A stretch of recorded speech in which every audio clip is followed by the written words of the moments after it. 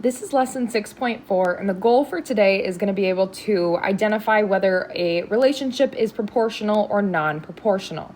So there's two warm-up problems. Pause it, try it on your own, and then we'll go through them together. The first problem says change to a unit rate. So remember, a unit rate, we want a 1 on the bottom, and a unit rate has two labels. So I'm going to first write this as money over days. So I'm going to write 160 over 5 days. And then to get the unit rate of 1 day, I'm going to divide both the numerator and the denominator by 5.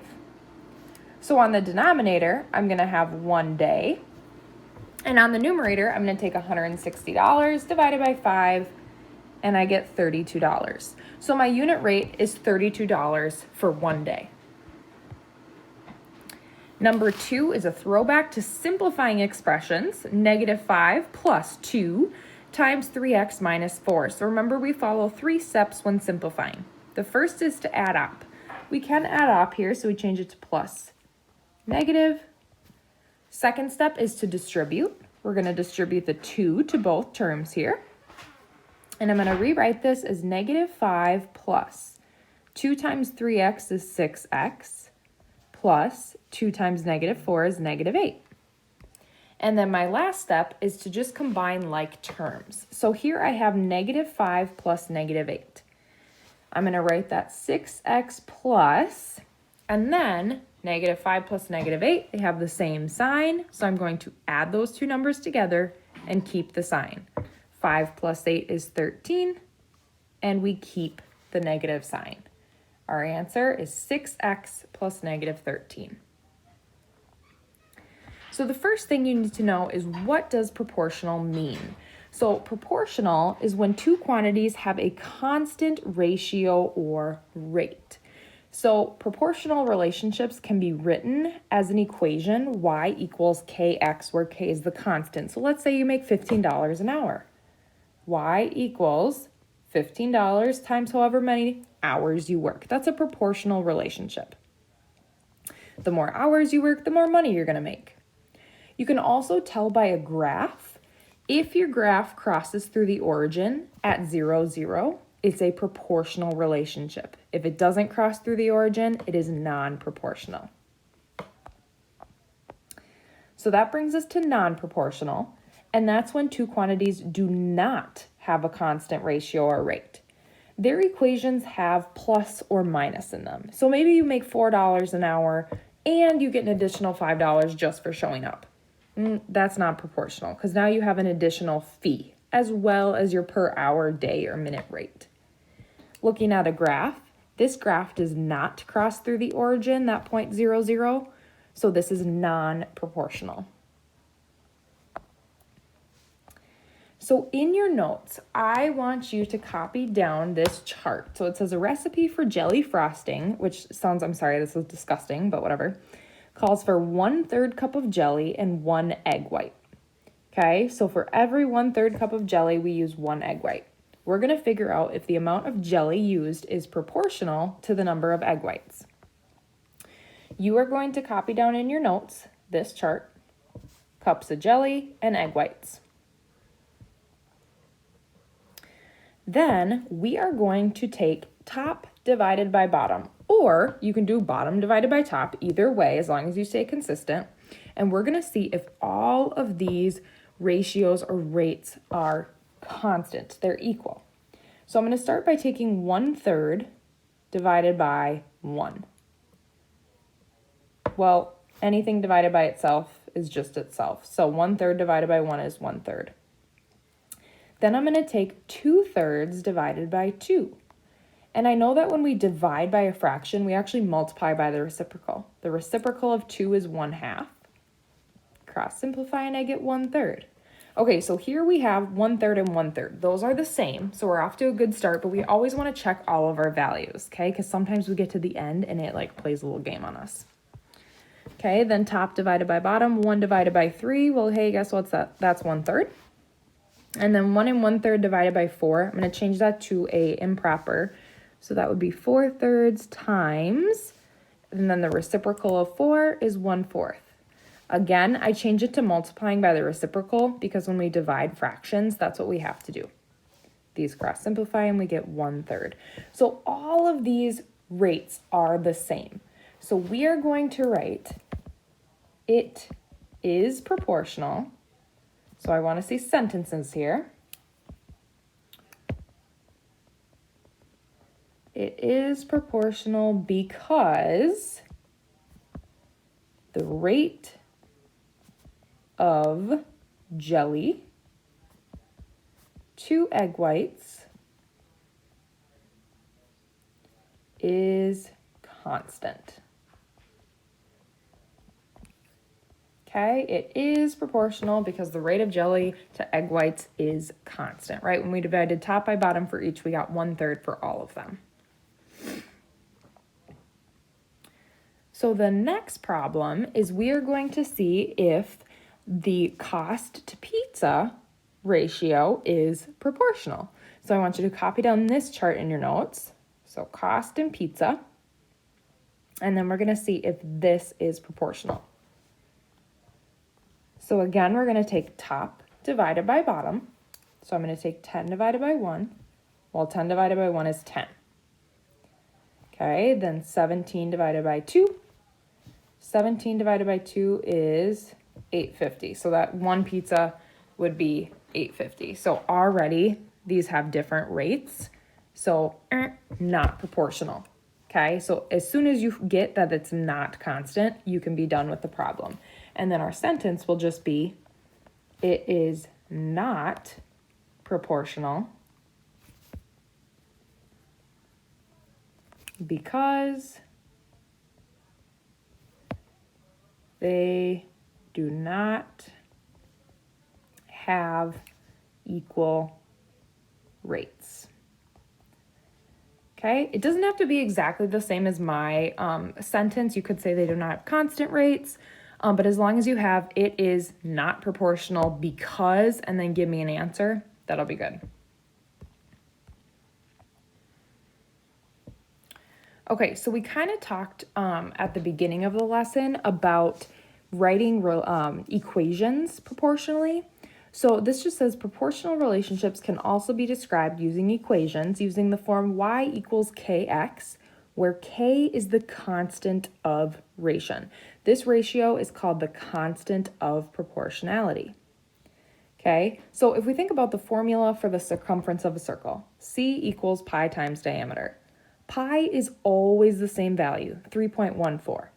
So it acts as the constant so that the diameter and the circumference are always proportional, right? Because whatever we plug in for diameter, that's going to be proportional to the circumference because 3.4 always stays the same.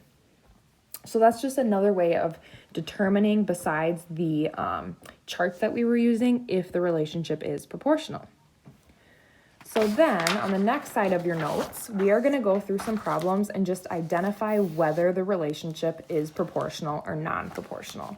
And we're going to explain our answer in a sentence. So the first question says gasoline costs $2.79 per gallon.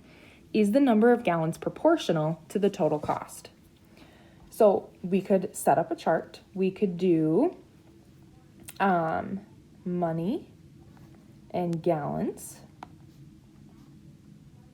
So we know 1 gallon is $2.79. Well, if we get 2 gallons, we're just going to double that. So take $2.79 times 2, which would be $5.58. If we get 3 gallons, we're going to take $2.79 times 3, $8.37. And what happens here, if we divide top by bottom, we're always going to get $2.79 for 1 gallon. So this is proportional.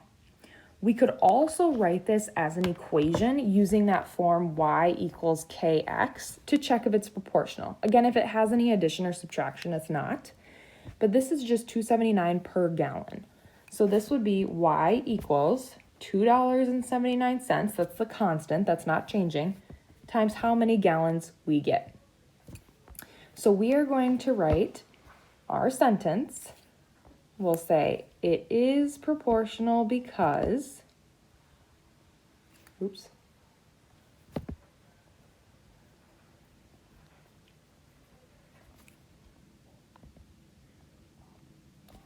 the rate of costs per gallon is constant.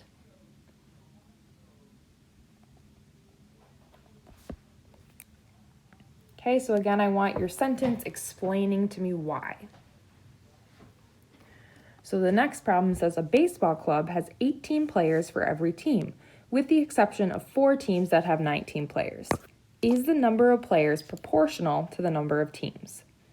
So even without really doing any work here, if it was just 18 players for every team, that would be proportional because we could figure that out using the equation y equals kx, where k is our constant of 18.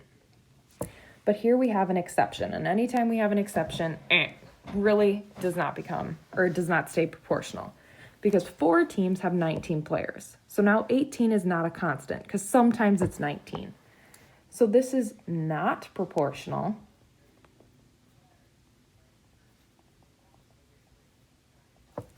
because the rate of players per team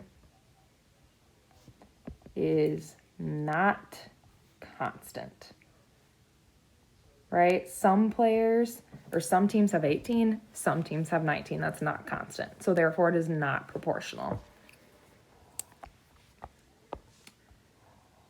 Okay, the next one says use a table of values to determine proportionality if necessary, and then for each problem we're going to explain our response. So it says an outdoor swimming pool costs $8 per day to visit in the summer. There's also a $25 yearly registration fee. Is the total cost proportional to the total number of days visited? So if we set up a table here and we have cost and days.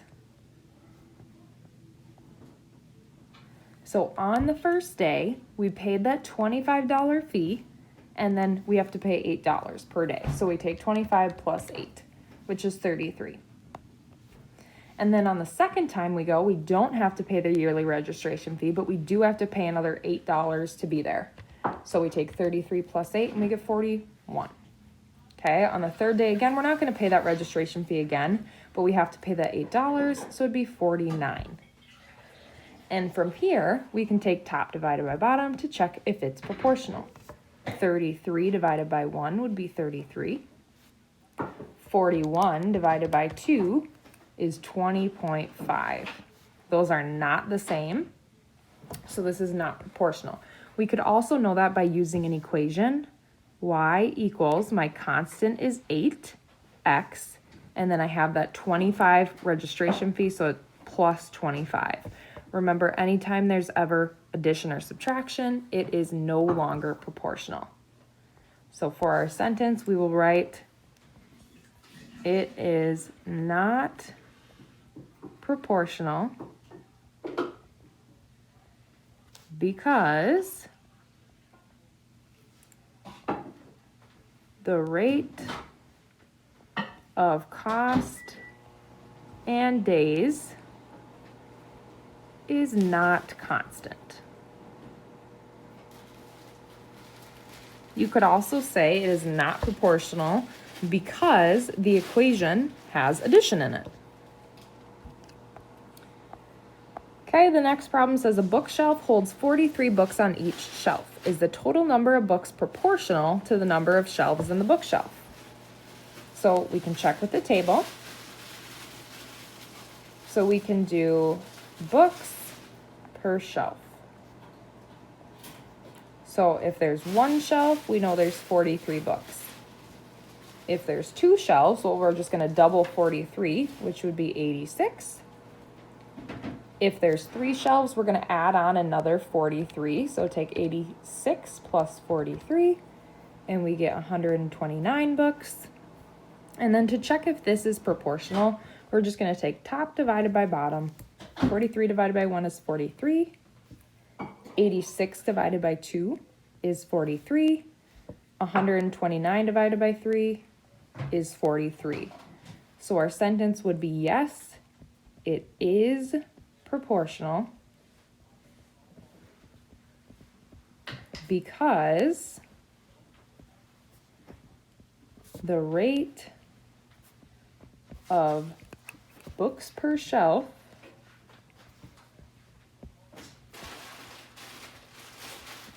is constant. Okay, we could also use an equation here. Y equals, our constant is 43, and then X is the number of shelves. There's no addition or subtraction, so this is a proportional relationship. Okay, the last question says at Hidden Oaks Middle School, there are 30 students per teacher in every prime time. Is the total number of students proportional to the number of teachers? So again, if we set up a chart here, we could have students and teachers. So in one teacher's classroom, there's 30 kids. If we're talking about 2 teachers, there's 60 kids, 3 teachers, 90 kids. So there's 30 students per teacher. Then to check if it's proportional, we can take top divided by bottom. 30 divided by 1 is 30. 60 divided by 2 is 30. 90 divided by 3 is 30. So yes, this is proportional. We can write it is proportional because the rate of students to teachers is constant. Okay, you could also check by doing an equation using our setup of y equals kx. Well, 30 is our constant, and x is the number of teachers. There's no addition or subtraction, so this is a proportional relationship.